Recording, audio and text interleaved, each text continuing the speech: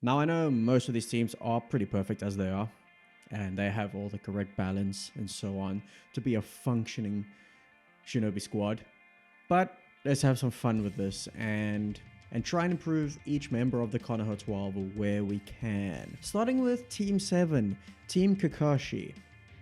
And the first member is a little bit of self-indulgence by myself. My two favorite characters on the same team, Kakashi and Shikamaru. Can you see that?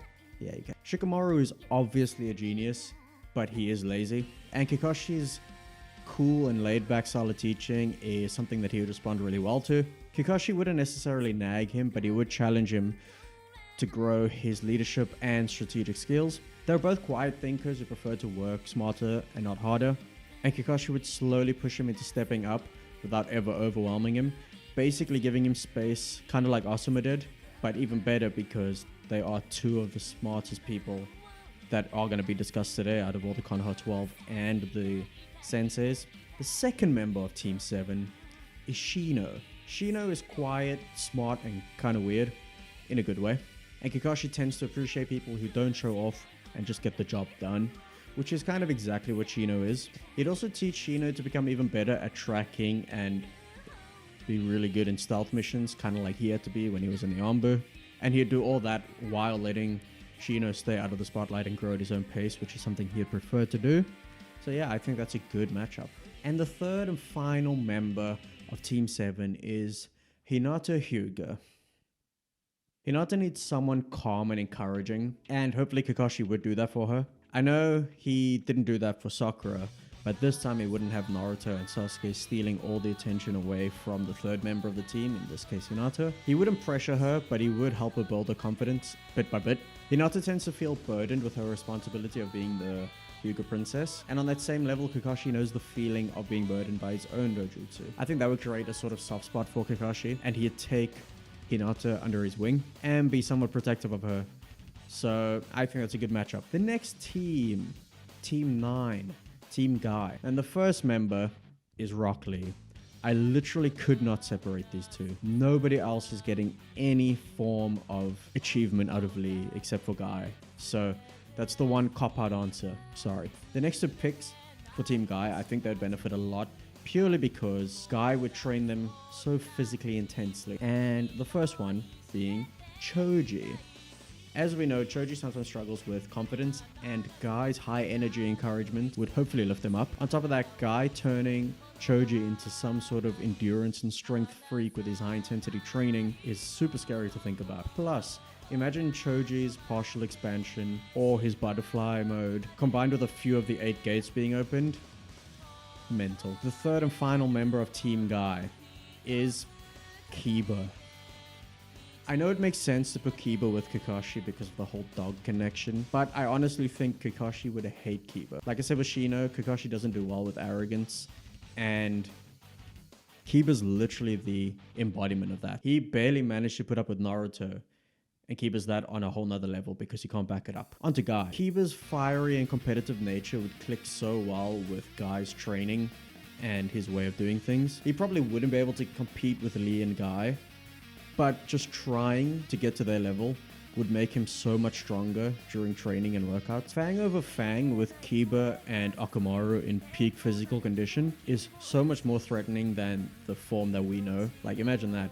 And he could possibly open the gates too under Guy's training, and then that would take that to an even higher level. Imagine like 6th gate Fang over Fang. Mental. Moving on to Team 8, Team Kurenai. Starting with, don't shoot me now, Sasuke Uchiha. This was tough because Kakashi is the perfect sensei for Sasuke, but I didn't want to cop out like I did with Lee and Guy. I think Sasuke could really benefit from Kurenai's calm and thoughtful approach. She might not have the same battle experience as Kakashi, but her focus on mental control and emotional awareness could really help Sasuke with his anger issues and his resentment and wanting to kill his brother so bad. And who knows, maybe he wouldn't have run away if Kurenai was his sensei. Also, she just makes sense because she is one of the stronger genjutsu users in the village, like memes aside. If Sasuke got genjutsu training super early on, like if Kurenai was his sensei, he'd be even better at it currently than what he is. But I do think that overall he'd be way weaker. And then the second member of Team 9 is Ino. Ino's jutsu and strengths would work great with Kurenai's area of expertise. She'd also add genjutsu to Ino's repertoire, and considering her mind is her strongest asset because of how her jutsu functions, she'd probably be an S tier genjutsu user. And then third, this one seems obvious, is Sakura. Now, I know I gave the only female sensei 2 female students, but it just works in this case. Yeah, this one's obvious because Kakashi stated that she has a talent for genjutsu, but unfortunately he did not do anything about it. He just stated it and didn't teach her how to do genjutsu. Sakura has tons of potential, as we know from later on in the story and in Boruto and light novels. And I think Kurenai would help bring that out earlier than what it did. She'd train her in chakra control, which she was already good at, and I think it would just be fine-tuned. And obviously also train her in genjutsu. Under Kurenai, Sakura would find her footing a lot sooner and make her way more capable early on in the story, and I think that'd be good for her. The only downside of this is I don't think she would end up with Lady Tsunade if she was capable early on. So, like I said, the teams are already kind of perfect. And the final team, Team 10, Team Asuma, starting with Tenten. I do feel that Guy was the wrong sensei for Tenten. She needed way less hype in her training and mentorship. Asuma would be perfect for her because he's grounded and very practical. I feel under Asuma, Tenten would shine and become a pretty dependable ninja. Maybe not a crazy like Jonin level ninja, but she would be dependable and not work in a weapon shop. And that's purely because I think Asuma is the most well-rounded sensei of all 4 of them. He's got the battle experience, he's got the nurturing ways, he's strong as fuck. He's like everyone's specialty, slightly lower than well-rounded. Like, just look at the actual Team 10. All of them are so different, but he got almost the best out of all of them. So yeah, great sensei. And for that same reason, the second member of this team is Neji.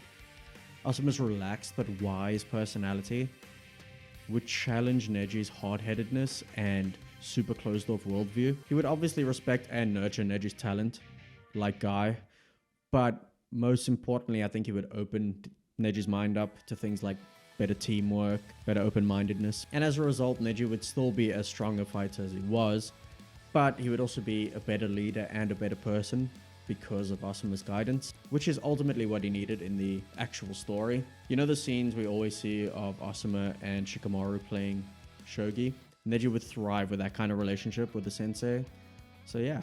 And then the final member. By process of elimination, you've got this, right? It's Naruto.